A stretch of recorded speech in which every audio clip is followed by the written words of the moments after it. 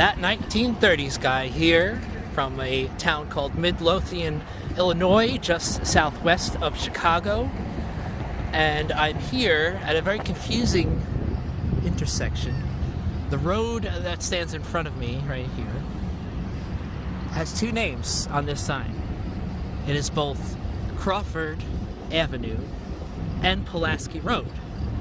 Now, if you know Chicago, you probably heard of Pulaski Road. It's a major thoroughfare, makes a large part of the border of Chicago and its suburbs to the west and southwest. And there's a great story behind why there are two names on that sign. Most people who use this road have no idea that in the 1930s, it's a huge battle. Went all the way to the Supreme Court of Illinois over this name, whether it should be called Crawford Avenue or Pulaski Road. And it's a great story. I'm not only going to tell that story, but I'm going to tell other stories of where the multicultural and multi-ethnic nature of Chicago came to overlap into its politics in various interesting episodes. And I'm also going to talk a little bit about different roads and the struggle to build good roads in and out of Chicago in the 1930s. So stay tuned if you want to get some really good information about the history of Chicago in the 30s. I'm now a little bit to the north of where I just was, and according to this sign, I'm on Crawford Avenue. However, if you just go a little bit over here,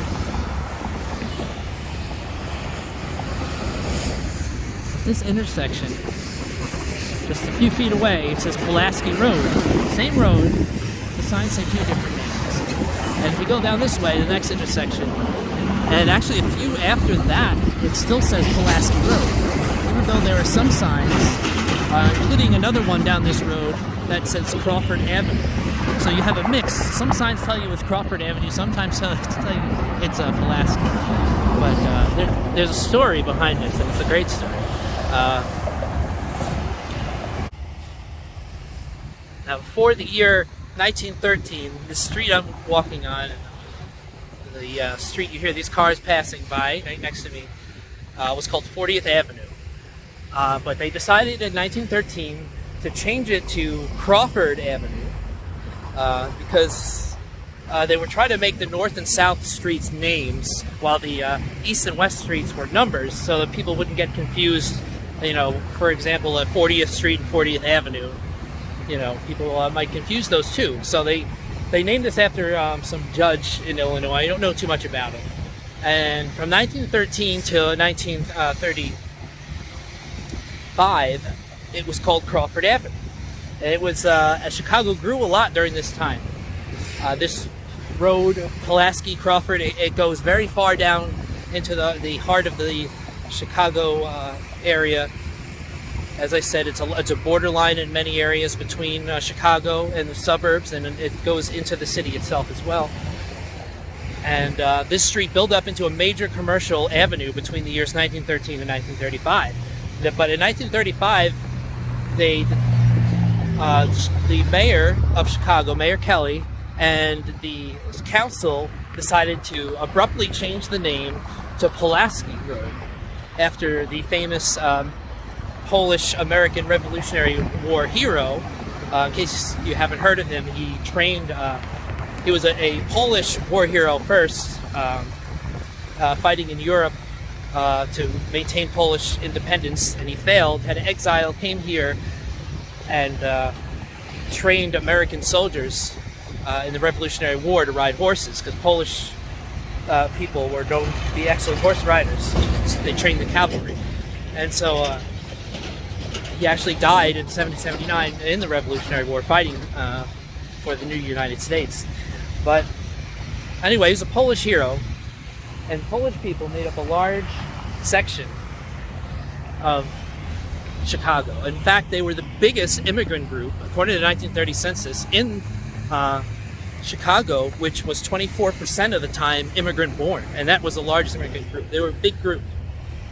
And so, as part of in the midst of a mayoral campaign of 1935, where Kelly was trying to get reelected. He was the one who succeeded Cermak, got shot and assassinated, if you've seen from another video. But anyway, it was kind of throwing a bone to the big Polish population, naming a street after a famous Polish hero. But the business owners of this street were not happy about this at all, because this meant they had to change all their advertising. And at a time before television and electronic media, outdoor signage was the major way to advertise your business. And so this meant they had to change so much stuff. And so they got very upset. They took it to court. And like I said, there's a lot of businesses that sprung up during this, between 1913 and 1935. So there were a lot of people that weren't happy about this. And so they took it to court saying, does the city of Chicago have the right to just change a major thoroughfare just at a whim, just because they want to cater to some political group? And they lost battles, and it went all the way to the Supreme Court of Illinois. And the Supreme Court ruled against them, saying that the city did have the right to change the name whenever they felt like it, or whenever they had the votes to do so in the city council. And this didn't placate them enough. So the opposition, who wanted to go back to Crawford Avenue, went to their legislators, wrote to their legislators, signed a petition saying to go back to Crawford. And they passed a law that said that, and it might still be on the books, I don't know, but that if a major thoroughfare cannot have its name changed without consent of 3/4 of the property owners of that road. So they passed this new law, all because of this street right here. Solely because of this street. This is what made them change this law. And for years, the people trying to get it back to Crawford Avenue were trying to get this petition signed, and they could never get enough votes. And they finally had to give up in 1939. So their own law really turned against them, because they weren't able to get enough people to sign the petition, property owners, to change the name back to Crawford. But interestingly, today you still see the remnants. Like I showed you the different signs, but once you cross the city on the north side of Chicago, the same thing happens. When you cross out of the city of Chicago, I believe it's Devon Street near Wrigley. It's near Wrigley Field. Crawford, Pulaski Road turns back into Crawford again, just like it does on the south side over here. Here it's a very interesting transition, because it seems to go both ways. You see both signs, but on the north side it's a little bit more straightforward. It just changes from Pulaski to Crawford once you cross Devon. And so this was an interesting cultural episode in the history of the city, and you still see the remnants of it today. And it's just one of many different culture clashes which happen in the politics of this area. And I'm going to get into more in just a minute.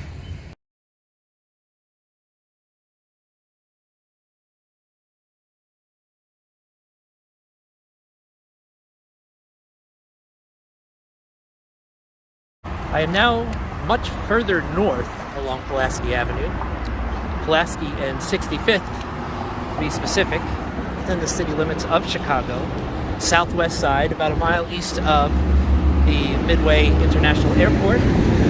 I'm here because there's an interesting building right next to me here. It is the Museum of Lithuanian Culture. But it's not only the Museum of Lithuanian Culture, it is also the home office of the state representative of this area, Angelica Guerrero Coilar, who represents the Southwest District along with Midway Airport in Springfield. And she shares this building with the museum, which is interesting. This representative actually is a bit historic. She's the first woman to represent this district, and she's also the first Latino to represent this district. She was elected in 2020. But anyway, Lithuania. Now you say Lithuania, that's not Poland, and we're talking about Poland, but Lithuania, here's the entrance to the museum. if you know your 18th century history, there was a confederation at that time in the 1700s, the Polish-Lithuanian Confederation. It was broken apart by Germany and Russia, who split the country amongst each other. Pulaski himself actually, fought for that independence, as I was saying earlier. But anyway, the effort failed. Poland did not reemerge as a country, and Lithuania did not reemerge as a country until after World War I, 1918. But I came here not only for the cultural reasons, but to discuss tumultuous politics within the city of Chicago, which clashed with the various cultures that inhabited the city in the 1930s. There's two representatives in particular who represented neighboring districts on the South Side. One was Benjamin Adamowski, who represented the 25th district, which was alongside Lake Michigan, just south of the city. And Adamowski was a Democrat, but he had a rival in the district just next to him to the east, which covered around like Comiskey Park area, the near South Side. And his name is Charles Jenkins.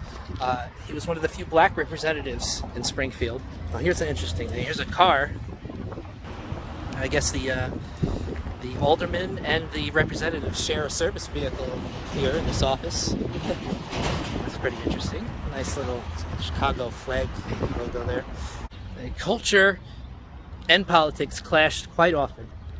As I said, there was a very large foreign-born population, and these two representatives, Adamowski, the Democrat, Polish descent, and Jenkins, represented the district next to his, one of the few black representatives to represent any part of Illinois in the state legislature, and he was a Republican. And they would often go to battle over what was in the best interests of the people of the South Side, because they both represented districts that have a pretty heavy black population. At this time, according to the 1930 census, it was only about 7% of the city was black. But there was a lot in their two districts had some of the most heavily black areas. And so one great argument in 1939 that they had, which really represents their fighting over the years, was about relief, appropriations, and cuts. Now, relief was the term they used in the 30s for welfare or anyone receiving government money. I should mention that both of these guys served basically the same amount of time.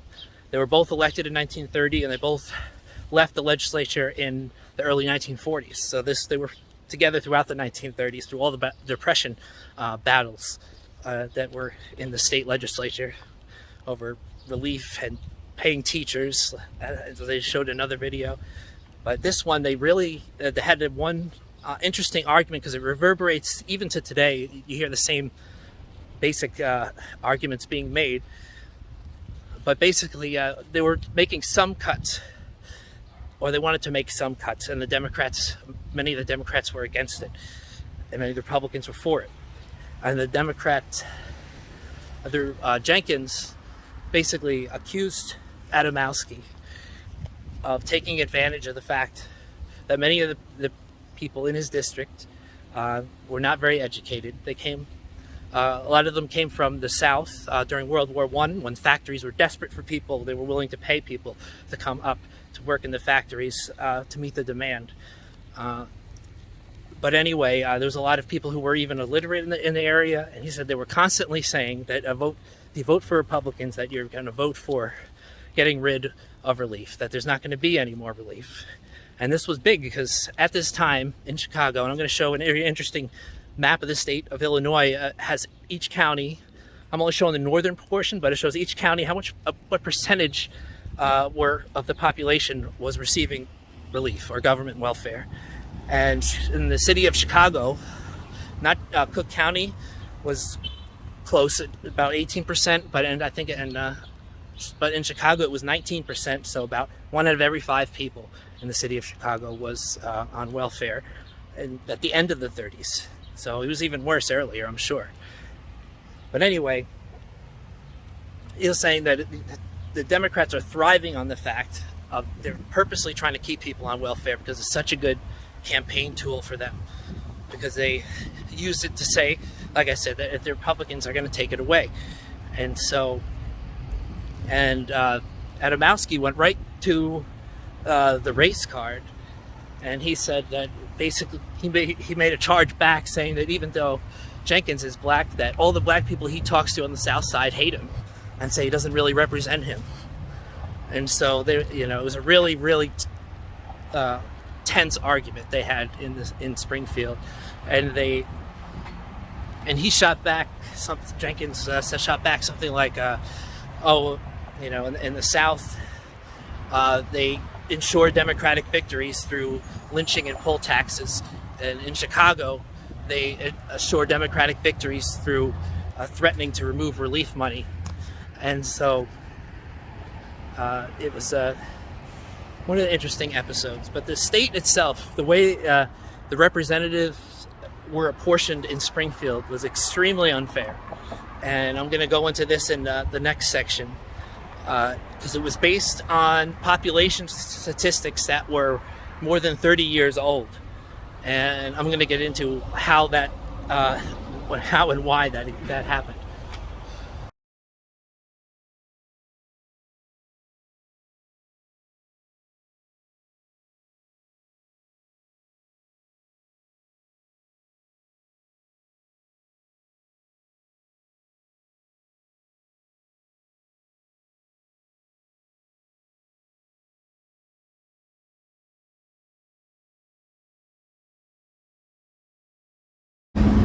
I'm now at the corner of Southwest Highway and Pulaski, or if you look at it from the other side of the street, I'm at the corner of Columbus and Pulaski. How confusing is this? Believe it or not, this is the same road, but it changes names. Just like Pulaski turns into Crawford, it changes name as it crosses the city border. And if you look at a sign, the next intersection down, it actually has both names on the sign, which is interesting. You can see, very kind of far away, but it says Southwest Highway, and then underneath it says Columbus Avenue. But I bring it here because Southwest Highway was once a very insignificant, mostly unpaved section of Chicago in the 1930s. Roads were a major problem in here, and the city was always looking to the state to get more money for the roads, because more and more people were getting cars. It was getting more and more difficult to get around Chicago, especially on the south side. The north side, and I'm going to show a map of the roads as they existed in 1939. But the north side did fairly okay with building roads. The south side, as you can see from the map you're about to look at, there's hardly any major roads out of the city. So it was a major problem. They said it was hurting the ability to build suburbs south of the city because there was no good roads to get in and out of the city.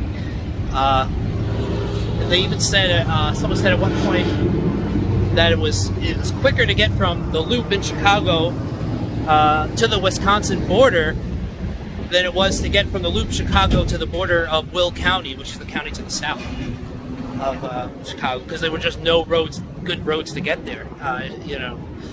But that was, the problem was rooted from, the reason why they couldn't get money was because of the unfair representation, the way it was set up in the legislature.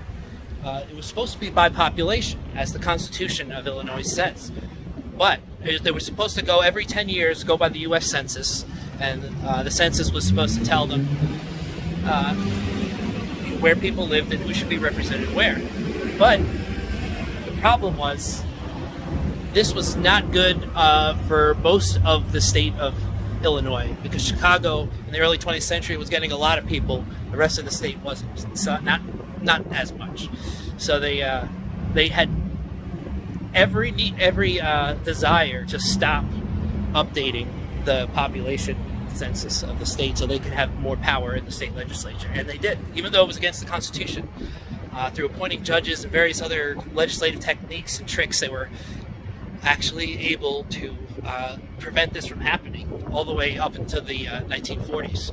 They were still going by, at this time, in the 1930s, the whole decade, they were going by the 1900 census of population, where Chicago had, a quarter, a third less people than they had in the 30s. So it was really, really unfair. And it was really hard for them to get appropriations for Chicago, because most of the people representing the state outside Chicago had much more power in the state legislature. And so, for years they were pushing for highways. This is before the interstates, that didn't begin until late 50s. So the interstates didn't exist. They just had roads, stop and go roads everywhere.